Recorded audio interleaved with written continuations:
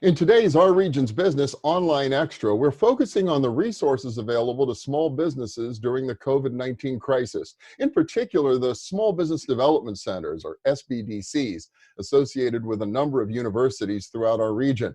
Not only do they stay on top of issues and opportunities affecting small businesses, they provide resources and guidance as well. Bob Stein's director of the Institute for Entrepreneurial Excellence, which operates the SBDC, among other things, at the University of Pittsburgh. Hi, Bob. Welcome. Hi, nice to see you again, at least virtually. Yeah, at least virtually. That's the world we live in these days. So tell me, for folks who are not that familiar, both with an SBDC, but also the IEE, what is it exactly you all do?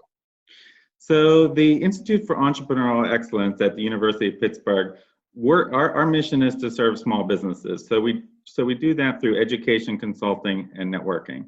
One of our divisions is the Small Business Development Center. It's part of a statewide network of small business development centers, and it's also part of a national network.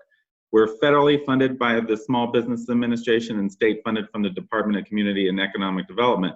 So all of our services can be provided at no cost under the SBDC.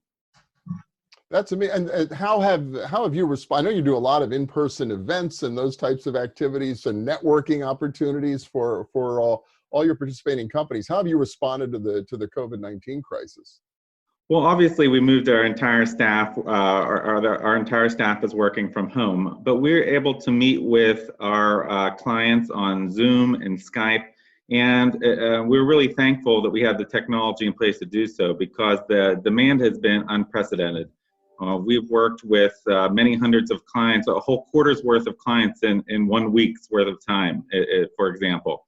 The businesses are really needing our services. Yeah, and I wonder, what are you hearing? What's on everybody's minds right now? Well, you know, it's really interesting. All business owners are concerned about the duration of this, what's next, how do they recover.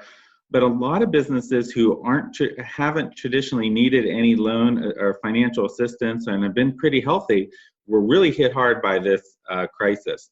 So the sheer volume of businesses that have been coming to us for help is really concerning. And particularly, there's been so much talk about the big federal loan programs, the small business, the SBA. Disaster loans, and a lot of confusion in the process. Or are you continuing to see that? Yeah, I mean, our job is to help these business owners navigate these loan programs, choose which one is best for them, and then we can help them work with their bank or apply otherwise to apply for some of these funds.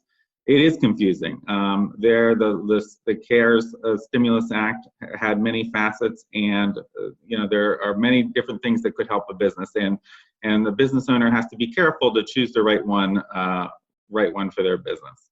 Yeah, and I guess no one size fits all. Although I think apply for something, because the money's hopefully going to be there and available.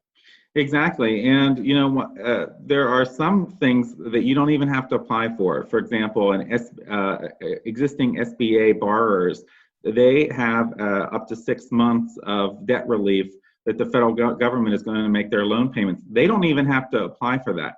And while the Paycheck Protection Program was really taking the mainstream lately and getting all the attention, this other program is just as important and just as vital to existing borrowers.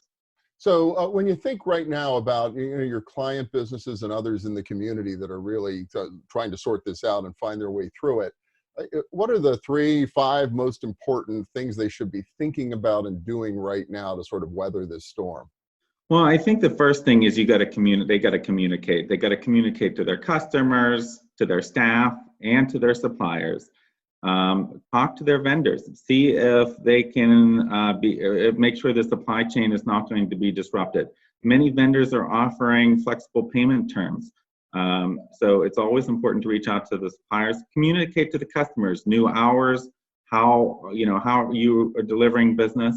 I think you also need to reach out to your bank. Make sure some of these healthy businesses, of course they have banks, but they don't have business bankers. So reach out to a bank, need a business banker to talk about your business. Third, you really need to adapt.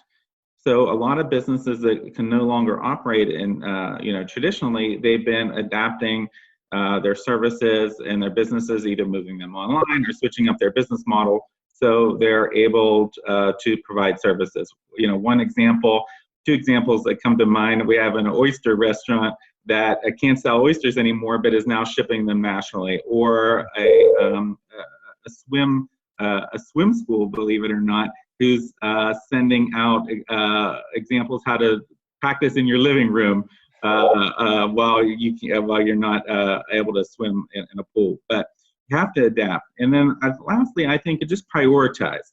Prioritize which services you're going to offer, which customers you're going to serve, and then that way that everything is methodical and planned out, and it doesn't seem like you're having a gut shot reaction.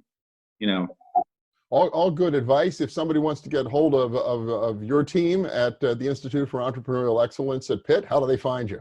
Entrepreneur.pitt.edu, or they can contact us. Our email address is iee@innovation.pitt.edu. We'd be happy to help. Excellent. Bob Stein from the Institute for Entrepreneurial Excellence at Pitt. Thank you so much. Really appreciate it. Thank you. And I'm Bill Flanagan, and that's today's Online Extra. All right, let me stop the recording.